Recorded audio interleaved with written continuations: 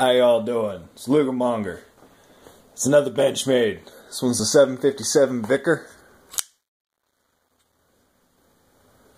Beautiful blade. Layered G10, black and green G10, titanium liner lock, S30V steel, Shane Siebert design. Man, I really like this knife. When I originally bought this knife, I had assumed that it was majority special purpose. I thought that this wasn't going to be something I would carry every day. It was going to be something that if I knew I was going to be hiking, backpacking, I wanted to go tactical for some reason. This is something that I would carry, but I find that actually isn't the case. This is a fantastic EDC. It's big, it's heavy, but it fits in your pocket very well. It doesn't, for the size of it, you can maneuver your hand around your pocket very well. It doesn't, you can definitely feel it there. The weight is very, very present, but it's not offensive. It doesn't bother me. Clip point blade design, it's 3.86 inches. It's 0.162 inches thick. So thick, beefy blade. Clip point design.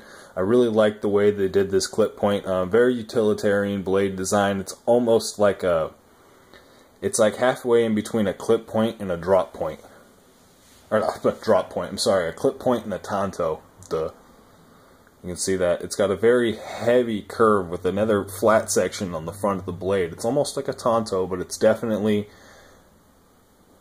that clip point, that clip point blade design. I like the way they left it ridged here to come up. It's very thick blade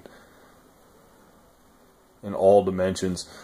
The jimping on this model is actually some of the best jimping that I've actually gotten on any Benchmade. It bites very, very well. It's very grippy, as well as the G10. The G10 is almost, it's almost too grippy. The actual surface itself is, it's just right. It's got a perfect amount of grip, but the way they did these cuts on the actual G10 from the patterning, it gives an extra level of traction there, which is really nice. The black G10 is just smooth. The titanium liners are ridiculous. You see that? Just slabs. They are non-skeletonized. I imagine the reason they did the non-skeletonized liners is just the weight. The weight on this particular blade is, if I can actually get it balanced here, it's got a decent center of weight. You can see there, right where it should be. And so they, I think they just needed that extra bit of weight in the back due to the fact that titanium itself is so light. This has, if you're familiar with the 757 MPR from Benchmade, this has the same stop pin. It's a hexagonal shaped stop pin. The idea behind that is if you ever get any sort of rock issues, lock issues, your actual locking bar wears down, gets deformed, whatever, from any sort of heavy use, time, whatever, what have you, you can actually just adjust your stop pin to, it would be, you can see how that would work. Interesting concept. I definitely don't know if it's ever going to be utilized, but if you need it, that's definitely something that you're going to be happy is there. The weight on this particular model is 6.53 ounces, so it's heavy. Not overbearingly heavy, like I said, but definitely lets you know that it's there. The close length is 5 inches. The handle thickness is 0.66 inches, so it's right under, just over half an inch thick, which is nice. It's got a ridged G10 bushing in the back. It's a 3 standoff construction. You can see it's a open construction, about half open construction.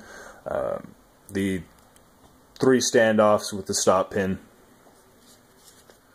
The pocket clip is non-adjustable, right-handed, tip-up carry only. Titanium pocket clip. I actually really like the design of this pocket clip. Slides very easily in and out of your pocket, even with the G10 being as rough as it is. And you notice what they did here. I didn't quite know why they left it not, it's not a full cut out on the G10 right past where the pocket clip lies, and then I assume that's just to make it transfer in and out of your pocket easier, since it is pressed up against that G10, so that G10 scale, so it'll give just a little bit less purchase on your actual pocket if these lines did carry all the way through. It's just good engineering. The blade flies out. This is a non-assisted knife. Okay. Non-assisted. It's ridiculous. I mean, I'm not flicking my thumb. I'm just moving it. With most blades you have to flick. There's a definite flicking action. This isn't flicking. It's just I'm just moving it, and that blade flies out. The detent does leave something to be desired. However, you see that? It is kind of nice if I can give a little bit of a flick with my index finger. I can actually shake the blade out, and it will open every time reliably, which is kind of nice. There's negatives and positives to that, especially for the tactical suiting a tactical purpose. That's really nice. Got a good lanyard hole. This thing is a beast. Beastly EDC.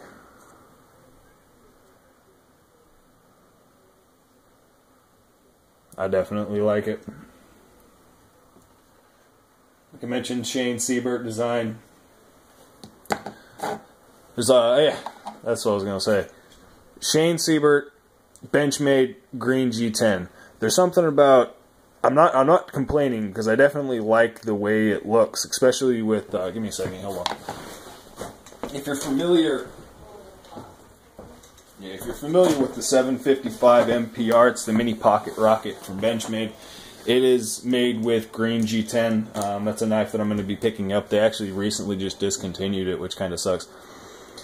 This is a 162 Bushcrafter. It's another Shane Siebert design. S30V steel, green G10.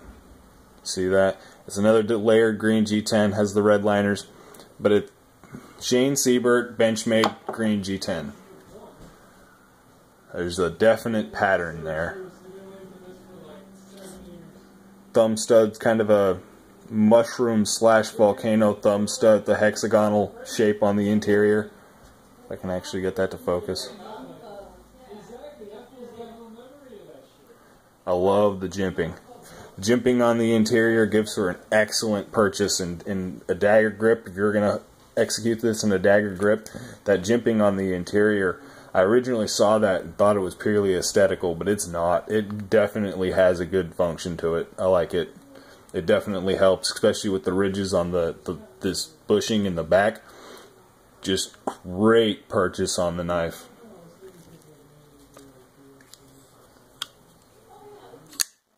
One of the smoothest production knives. Nah, scratch that. This is the smoothest production knife that I own.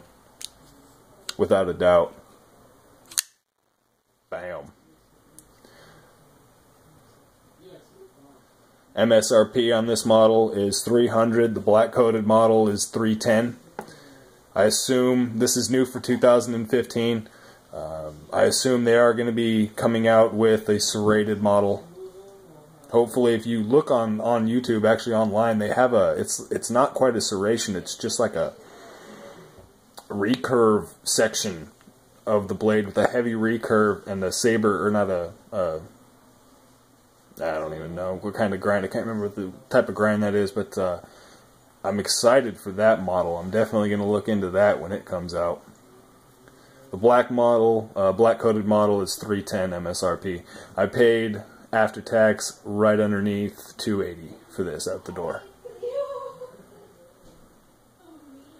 Giant slick, thick slabs of titanium, worth every penny. Y'all have a good one.